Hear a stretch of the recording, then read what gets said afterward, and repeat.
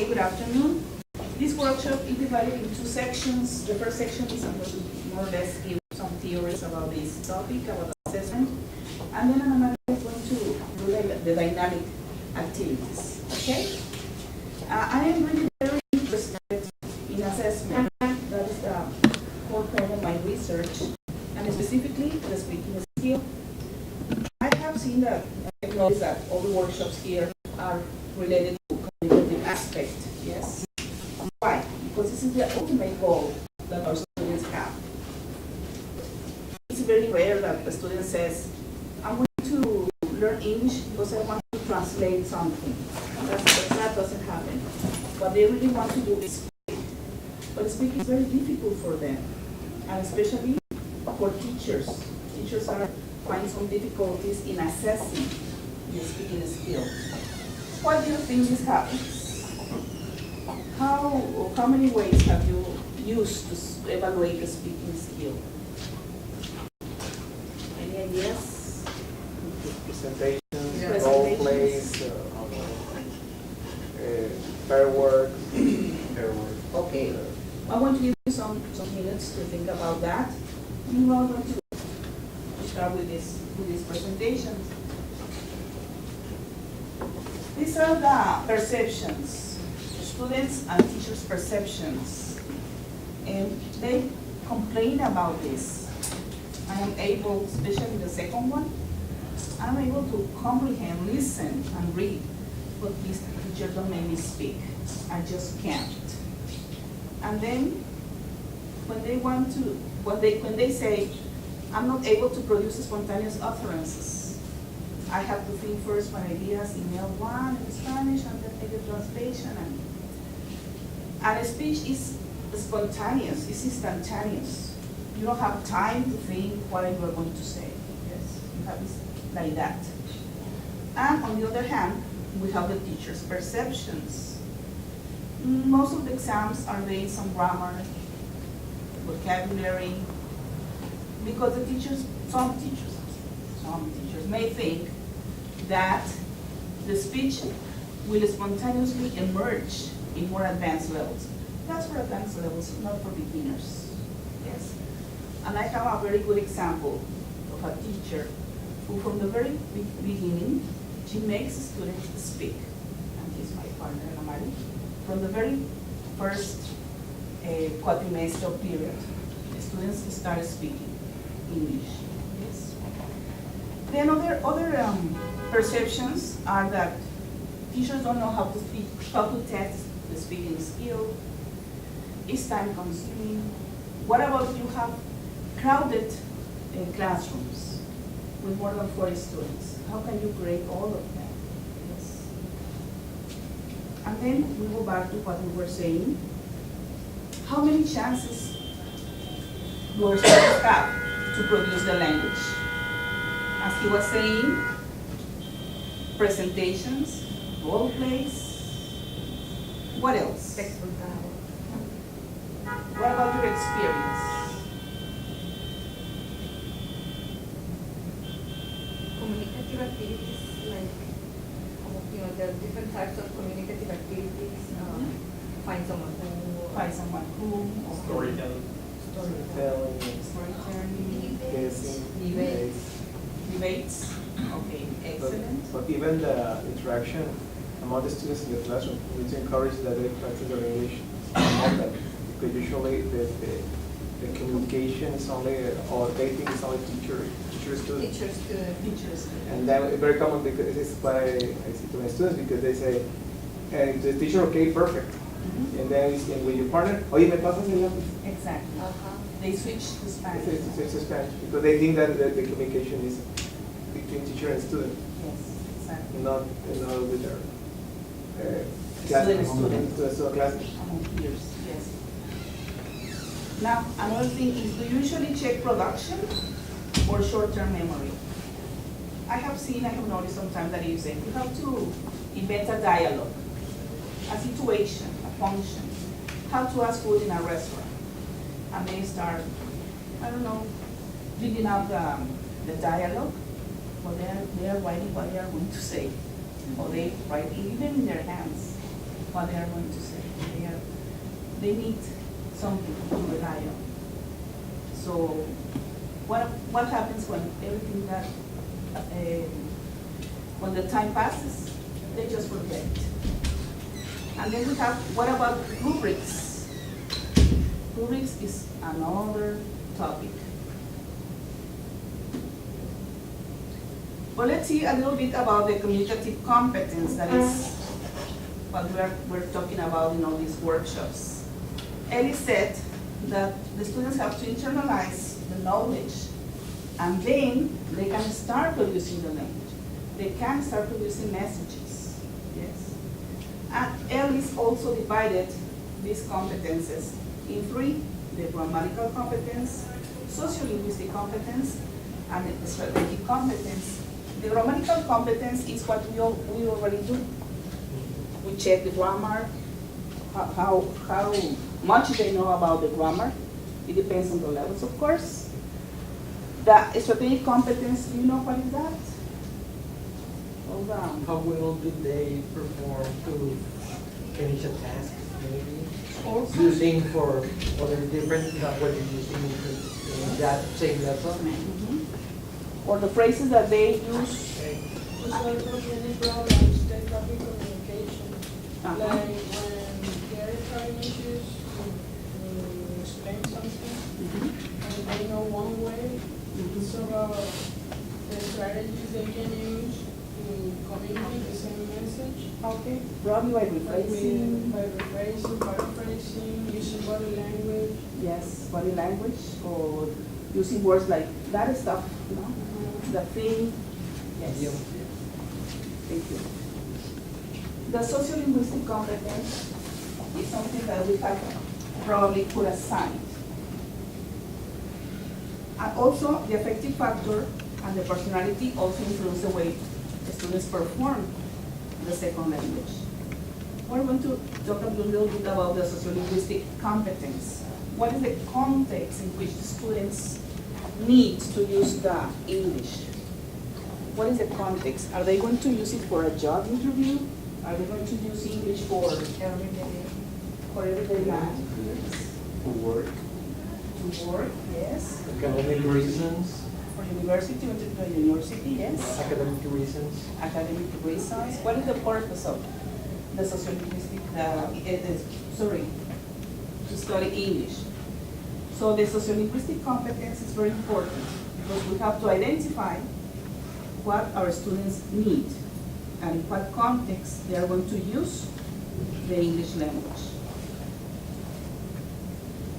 Also, Orr said that there are some factors that inhibit this competence. The students are shy, they don't want to speak. Another problem is that they don't have anything to say.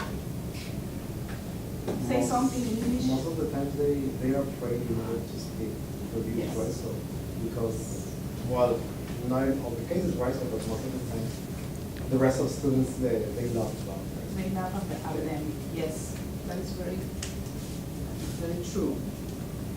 Then the low or uneven participation, there is only one or two students who are always raising their hand, they want to participate, and the others take a eye. He's going to answer it anyways. He or she's going to answer. So why bother? Yes. All the mother tongue use, as you said. As the teacher separates from the students, they start speaking Spanish, unfortunately.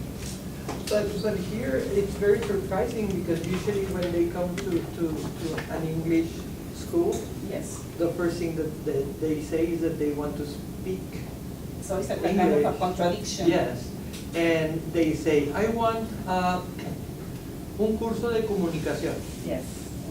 I don't want grammar, and I don't want writing, I don't want reading. I want just a communicative course. So it's kind of a contradiction there. Yes, yes. It's true. They are eager to know how to speak, but they don't want to speak. So what can we do? There are other factors, of course. I just mentioned these four. I think that one of the things is that we as the teachers, we have to force them to be. If we do not put them in a situation in which they have to speak English, they are not going to do it. And I think that we have to do a lot of that. If I speak Spanish to students, You pay a fine, no? Sí, 5 pesos. yeah, something like that. For example, in my class, if they speak Spanish, they make presentations in English. Like you don't want to talk to your friend in English, well, you have to talk to them. Yes. And whenever they talk to me in Spanish, You don't pay attention to it. and I told them, I'm sorry, I'm going to be rude, but you have to speak English, inside, outside the classroom. To cross the door and sit there, you have to speak English. Start speaking English because unfortunately we don't live in an English-speaking environment. It's true. Okay. Do you know about the washback effect or backwash effect? No? Yes? What do you know about that? Well, somehow we prepare our students for the test. I mean, we are putting on the test only the things that we see during the class, but we are not expecting them to go forward. Exactly. Yes, very true. The washback effect. What happens if you say, okay, tomorrow we're going to have a quiz about verbs? They start studying the verbs for the purpose of answering the exam. As soon as the exam passes, they forget about everything. Yes. So we're going to take advantage of the washback effect. We have here a definition about assessment. We already know what is assessment. But the second one, the existence of the washback effect, the impact of a test on teaching, and declare that tests can be powerful determiners, both positively and negatively, of what happens in the classrooms. So how can we, what can we do to make the washback effect work for us? That is the purpose of this workshop. Focus on testing key skills on a regular basis. If the students are set to be tested every week, probably not every week, but let's say every 2 weeks, they have a speaking test, they might probably be aware of that fact and try to better their speaking skills. They must be autonomous and they must struggle to achieve that goal. Yes, that is my proposal here. What else can we do to foster the speaking skill? Well, as I said at the beginning, identify primary goals. What is the purpose of our students being in our classrooms? Identify their context, what they like, dislikes. Identify purposes, and here, administer as many moments as possible of speaking tasks.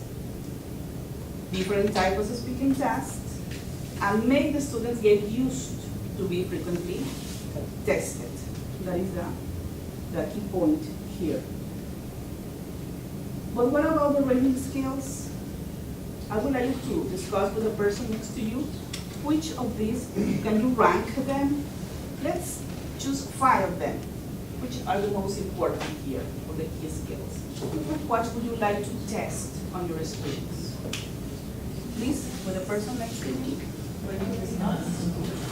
I would say,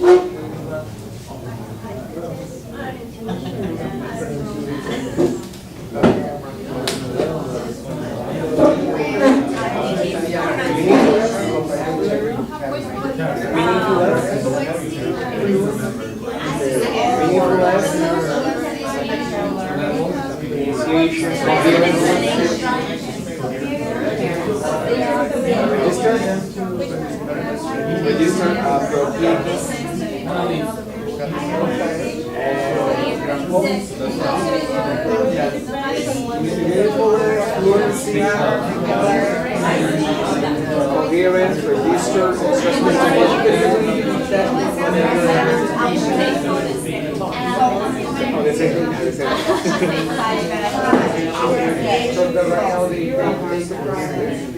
So it's, That's what you were talking I'm looking for